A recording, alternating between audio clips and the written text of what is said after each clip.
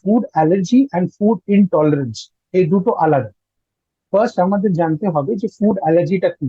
আমাদের কিছু খাবার খেলে যদি within minutes to within hour আমাদের যদি বডিতে র্যাশ ওঠে, মুখ ফুলে যায়, চোখে ইচিং হচ্ছে, তাহলে এটা ফুড অ্যালার্জি। সব থেকে কমনেস্ট ফুড অ্যালার্জেন্স দ্যাট আর দেয়ার, যেটা আমাদের অ্যালার্জি করতে পারে, ওটা হচ্ছে egg, prawn, brinjal, Bengal gram, শ্রিম্পস।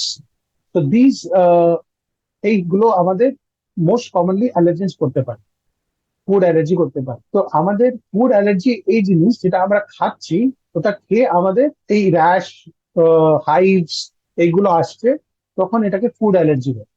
But what is food intolerance? Food intolerance means আমাদের খাবারের পরে 1 ঘন্টা থেকে 2 ঘন্টা পরে আমাদের ডায়রিয়া হচ্ছে, পেটে ব্যথা হচ্ছে, এইগুলো হলে এটা ফুড ইনটলারেন্স।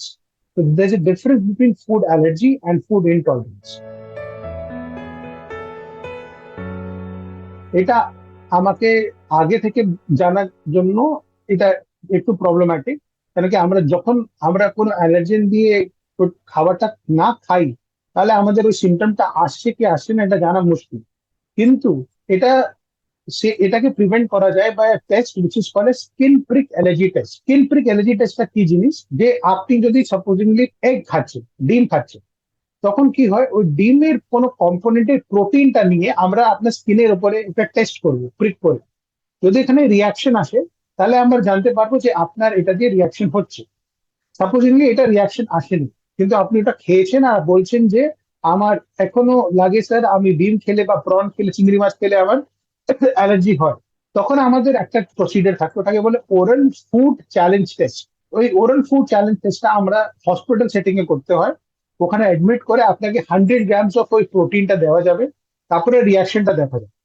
সামটাইমস এটা কি করা যায়, এটাকে ওরাল ফুড চ্যালেঞ্জ টেস্টটা যদি আমরা স্মল কোয়ান্টিটিসে যদি আস্তে আস্তে আস্তে আস্তে করে দিই, over a period of time, মানে আস্তে আস্তে টাইমে পরবর্তীকালে দিতে পারি, তাহলে কি হয়, তাহলে ওই ইমিউনিটি আমাদের বডিতে ডেভেলপ করে। ইমিউনিটি ডেভেলপ করার পরে আমরা ওইটা খেতে পারি। সো এটা এগেনস্ট ভ্যাকসিন দেওয়া যায়, that is immunotherapy vaccine against that particular food allergen, and then we can দেন আমাদের জানতে পারবো যে আমাদের এটা যে অ্যালার্জি হচ্ছিল, এখন আমাদের এটা ঠিক হয়ে গেছে। ফুড অ্যালার্জিতে most importantly even 1 hour to 2 to 3 hours আমাদের within minutes to 1 hour to 2 hours we usually get swelling in the upper lip, then rashes in the body anywhere, then itching, then these things এগুলো most common হতে পারে। Future complications food allergy আমাদের সব থেকে বেশি হতে পারে যে আমাদের সবসময় রিয়াকশন হচ্ছে অ্যানাফাইল্যাক্সিস হতে পারে। কারোর কারোর শ্বাস নিতে কষ্ট হচ্ছে, মুখ ড্রাই হয়ে যাচ্ছে, তারপরে চোখ টোক ফুলে যাচ্ছে, এগুলো কমপ্লিকেশন হতে পারে।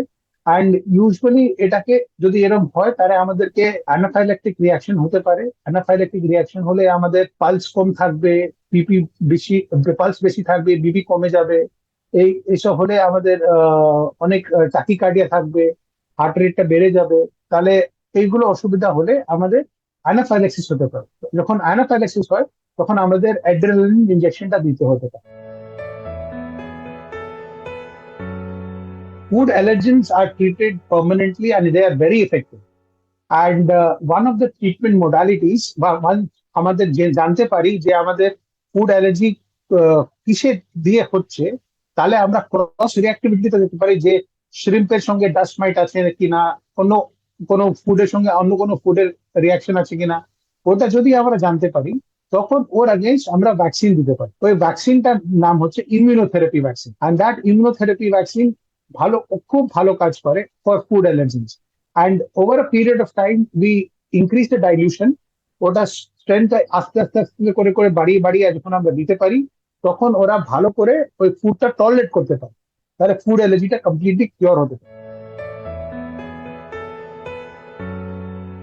যার ওখানে অ্যালার্জি হয় বা কিছু খাবার খেলে যদি অ্যালার্জি চলে আসতে পারে, তাহলে আমাদের সিমটম দেখতে হবে।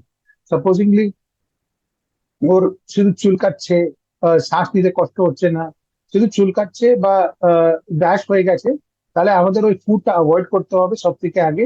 সেকেন্ড, আমাদের সিম্পল একটা অ্যান্টি হিস্টামিন খেতে হবে, এটা খেলে একটু কমে যাবে। যদি আমাদের শ্বাস নিতে কষ্ট হচ্ছে, মুখ টুক পুরো ফুলে যাচ্ছে, চোখ টুক সব ফুলে যাচ্ছে, তাহলে immediately should bring the patient to the hospital, where we will take care of the patient. Prevention is only possible, prevention আমরা প্রিভেনশন করতে পারবো অনলি ওয়েন আমরা জানি যে আমাদের থেকে কি অ্যালার্জেন হয়েছে, কি ফুড আমাদের প্রবলেম আছে। সেটার জন্য ইট ইজ ইম্পর্টেন্ট দ্যাট আমাদের কিছু টেস্ট করে নিতে, depending upon the severity and the situation. The most easiest and the most economical test is the skin prick allergy test. It is done by a trained treating allergologist. We do it regularly in our clinics, and then we can treat them depending upon the manifestation that they have and the symptom score that is there.